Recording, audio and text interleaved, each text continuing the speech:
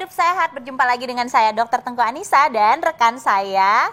Hai, Dr. Vito Damai kembali menjumpai pemirsa Hidup Sehat dan akan memberikan gimana tips-tips hidup sehat seperti biasanya. Dan hari ini ada yang spesial nih, Dr. Nisa. Iya, bener banget. Tadi kita ada ngeliat video mengenai pecah pembuluh darah. Jadi pecah pembuluh darah ini tidak memandang usia dan juga fisik ya, Dr. Vito. Mau ganteng, mau muda, mau tua, semua bisa kena. Yes, dan kalau kita kadang-kadang kita mungkin berpikir bahwa oh ini kok kepala nyut-nyutan atau mungkin kok perut dirasa nyut-nyutan juga, itu jangan pembuluh darah karena pembuluh darah itu ada di ujung kepala sampai ujung kaki kita. Nah, kita sekarang akan memberikan sesuatu yang istimewa. Karena tamu kita pada hari ini adalah seorang yang berhasil survive, selamat dari pecah pembuluh darah di otak. Nah, kita mau tahu kan bagaimana sih sebenarnya kok bisa selamat, tapi sebelumnya kita akan lihat tayangan berikut ini. Tetap di Hidup Sehat, lihat tayangan berikut ini.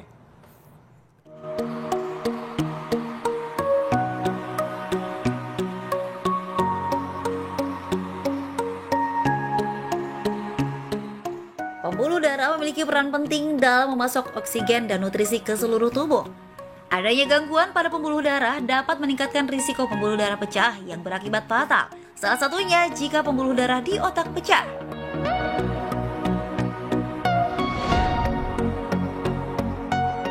Jika pembuluh darah di kepala pecah, seseorang rentan mengalami pendarahan otak atau hemorrhage.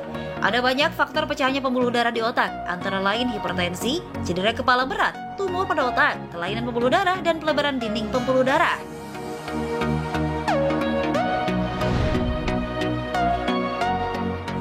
Seperti pengalaman Ibu Foni, 48 tahun, sebagai penyintas pecah pembuluh darah di otak. Awalnya ia hanya menderita hipertensi. Merasakan sakit kepala setiap hari sudah biasa bagi Ibu Foni. Sampai suatu hari di bulan November 2019, dirinya mengalami sakit kepala hebat dan langsung tak sadarkan diri. Kejadiannya adalah tanggal 5 November 2019. Saat itu setelah pulang kerja, saya merasakan sakit kepala yang luar biasa, yang tidak biasa. Di situ saya sudah merasakan bahwa kenapa nih, kok sakit kepalanya beda gitu loh. Kemudian sampai di satu tempat, saya mulai mengalami penurunan kesadaran hingga kemudian pingsan. Dan dari tempat itu dibawalah ke rumah sakit. Dari rumah sakit di CT scan dan langsung didiagnosa saya menderita aneurisma otak. Sudah 1 tahun sejak Ibu Foni dioperasi akibat pembuluh darah pecah. Kini Ibu Foni sehat bugar, tak terlihat seperti habis menjalani operasi besar. Ibu Foni yang bekerja sebagai tax konsultan pun sudah dapat kembali bekerja pada bulan Februari lalu. Namun karena pandemi COVID, Ibu Foni hanya bekerja dari rumah. Di rumah, ia tak hanya bekerja tapi juga mengurus rumah seperti bersih-bersih dan mengurus keluarga. Baginya, banyak bergerak membuat tubuhnya lebih sehat. Semangat Ibu Foni untuk sembuh membuat proses recovery pasca operasi berjalan lancar. Nah, bagaimana ya cerita lebih lengkapnya? Yuk simak langsung cerita Ibu Foni bersama dokter di Studio Hidup Sehat hari ini. Ya, tadi salah satu contoh yang luar biasa. Karena pecah pembuluh darah di otak apalagi biasa berakibat fatal. Orangnya tidak survive, bahkan meninggal. Kalaupun berhasil bisa sembuh, cacatnya permanen. Dan karena itu ini sebuah semangat yang luar biasa yang kita mau bagikan kepada semua pemirsa Hidup Sehat. Dengan semangat yang kuat, seorang Ibu Foni bisa sembuh dan berhasil tetap produktif kerja seperti biasa. Wow, tepuk tangan. Selamat siang Ibu Foni. Nah, ini selain dengan Bu Foni ada juga Dr. Marjono Cahyadi. Dr. Joy panggilannya. Beliau adalah dokter spesialis bedah saraf PhD. Wow, Dr. Joy, terima kasih sudah hadir bersama kami di sini. Kita ini mau memberikan kepada pemirsa semua ngobrol bahwa ini adalah inspirasi yang luar biasa ya. Semangat begitu. Bu Foni, kalau lihat kok nggak kelihatan sakit loh. Tadi malah dikira dokter tadi yang hadir di sini. Iya, hebat banget ya dokter. Dokter Joy ini adalah orang yang dokter yang mengoperasi Ibu Foni. Wow, keren banget. Bu Foni, mungkin pemirsa mau lihat deh buktinya. Coba gerak-gerak dulu Bu Foni. Wah, lancar. Sehat sekali. Ya, semangat banget. Dan ini memang apalagi kan beliau kerjaannya sebagai seorang tax konsultan ya, itu bikin sakit kepala memang gitu ya. Tapi sakit kepala nggak bisa dianggap remeh. Bu, boleh tahu gimana waktu itu kejadiannya ketika akhirnya Ibu berhasil sembuh dan berhasil bisa kerja lagi? Apa yang Ibu waktu itu rasakan dan apa yang waktu itu Ibu alami? Apa yang Ibu perjuangannya apa Ibu waktu itu? Pertama adalah saya harus punya semangat juang untuk sembuh. Itu yang harus saya tanamkan di dalam hidup saya.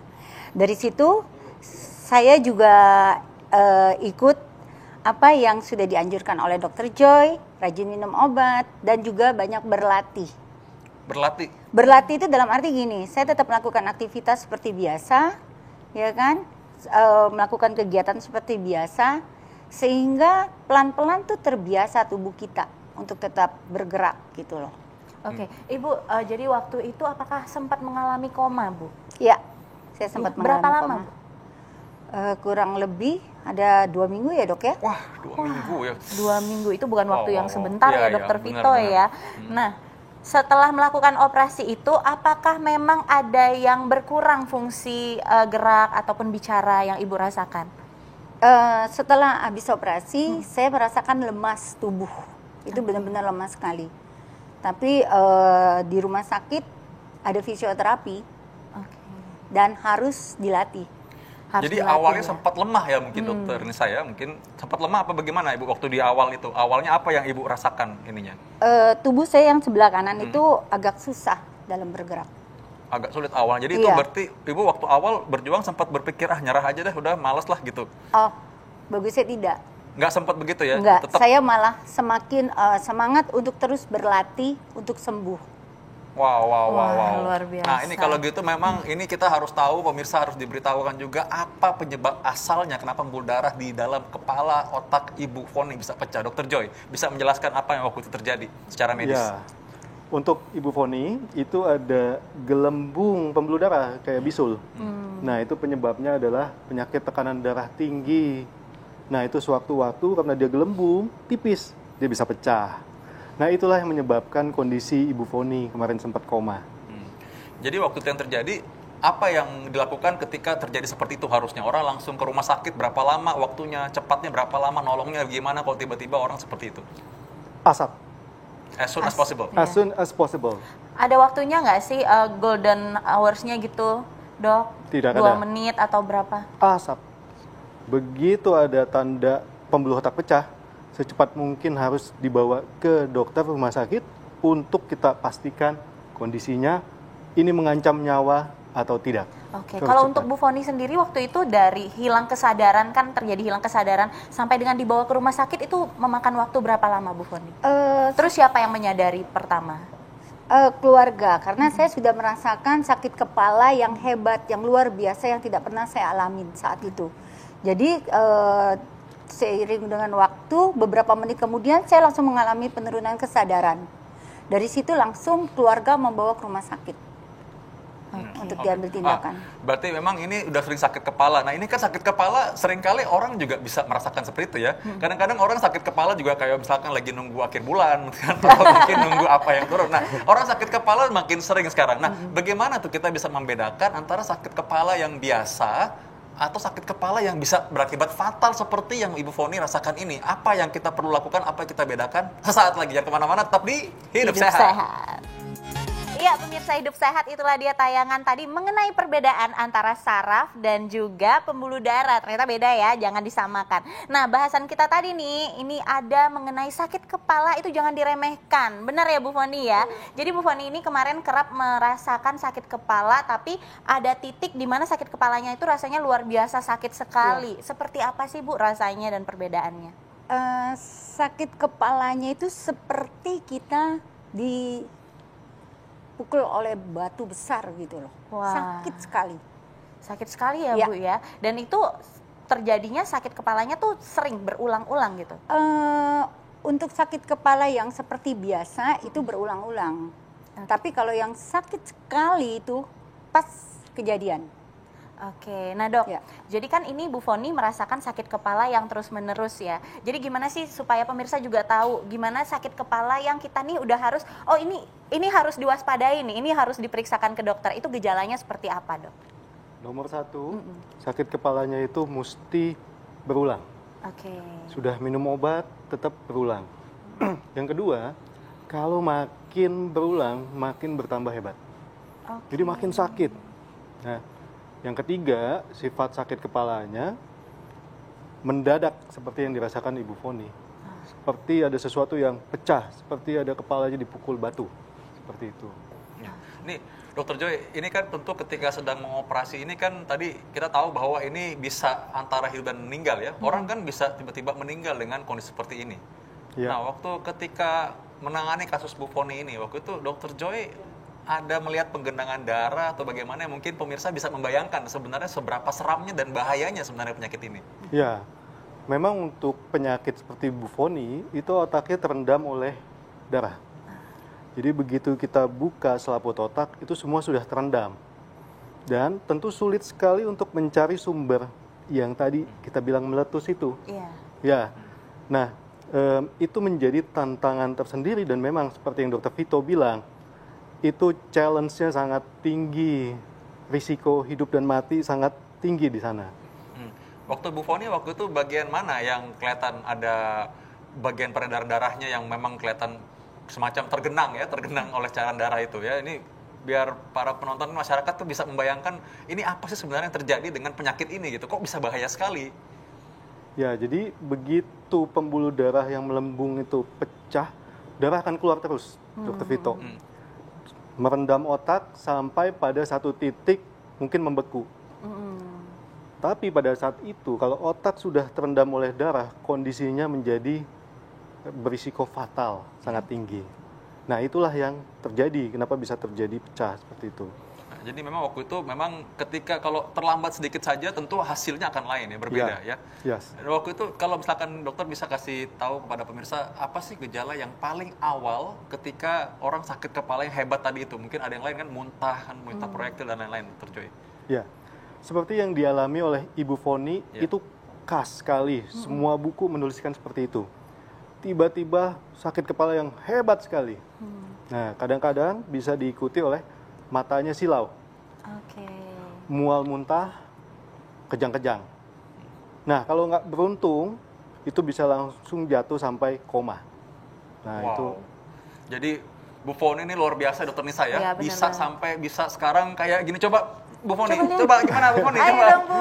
Coba jalan Bu Foni, jalan. Coba Tadi Bu Foni, dulu, biar coba orang ini, lihat. asik. Wow, keren ya, normal ya kelihatan ya. Bener banget. Dan Nah, Ibu, ini pasti banyak juga nih masyarakat pengen seperti Ibu kembali bisa produktif dan sehat, Bu. Apa tipsnya nih yang kita bisa bagikan ke masyarakat? Ini semuanya karena anugerah Tuhan, itu yang utama. Yes. Membuat saya bisa sembuh seperti ini. Kemudian punya semangat juang untuk sembuh, Ya. ya. Dan sekali lagi saya ingatkan, jangan abaikan sakit kepala, gitu. Segera periksakan ke dokter bila kita mengalami sakit kepala. jangan nggak mengobati sendiri ya Dokter Iya. Betul. Nisa juga ya. Itu yang harus kita Dan ingat. ketika ada keputusan untuk ini harus segera melakukan ini itu segala macam, Ibu Foni waktu itu langsung yakin bahwa oke, saya yakin nih saya harus periksa gitu. Saya harus segera melakukan tindakan gitu. Gimana Bu Foni? Yang Bu Foni bisa kasih pesan pada masyarakat? Setiap kita pergi ke dokter, kita harus percaya pasti dokter akan memberikan solusi yang baik buat kita. Jadi kita sebagai pasien harus percaya dokter pasti memberikan yang terbaik.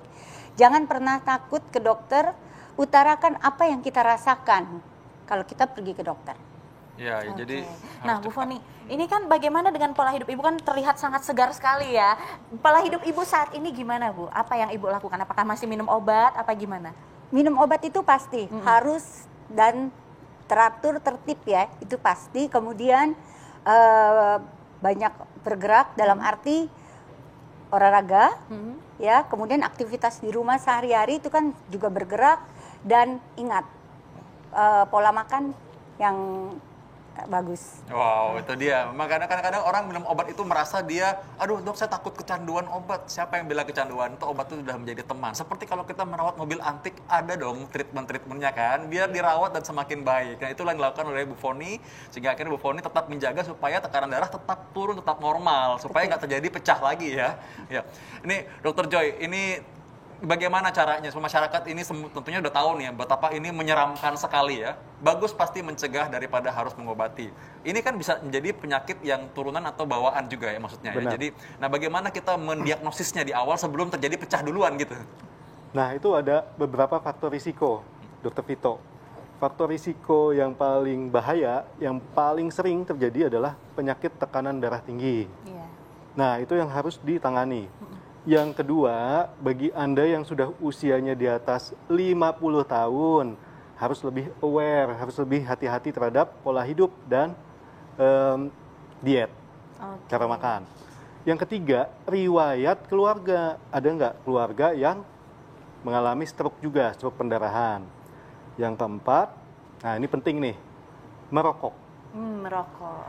Merokok itu signifikan merusak dinding pembuluh darah, sehingga bisa mencetuskan timbulnya aneurisma otak. Kelima, minum alkohol berlebihan. Oke. Ada yang bilang lebih dari 150 gram per minggu, itu batasnya. Yang keenam, penyakit-penyakit seperti penyakit polycystic kidney disease atau penyakit-penyakit kolagen seperti itu. Kalau pemirsa ada, itu harus berhati-hati. Nah itu berarti kalau kita namanya periksa, itu namanya kalau misalkan, oh kok abis diperiksa takut ketahuan penyakitnya apa. Sebenarnya kalau nggak diperiksa juga tetap ada penyakitnya, cuma nggak ketahuan aja. Iya, dan Gitu makin loh. lama bisa makin parah ya dok ya. Oke, nah dari hipertensi, ini biasanya ada berhubungan dengan jantung koroner nggak sih dokter Nah, Vito? iya memang darah tinggi ini bisa menyebabkan penyakit pembuluh darah dari ujung kepala sampai ujung kaki. Nah kalau jantung koroner kadang-kadang orang usia muda dia nggak tahu kalau dia punya penyakit darah tinggi sebenarnya. Ketika dia serangan jantung tiba-tiba, loh baru ketahuan kok nggak pernah darah tinggi, kok baru sekarang darah tingginya. Nah itu dia kenapa bisa begitu. Kita akan bahas saat lagi tetap di Hidup Sehat. Terima kasih Dokter Joy, terima kasih Terima kasih Dr. Foni, ya. Ibu Dokter Betul, Joy. Keren.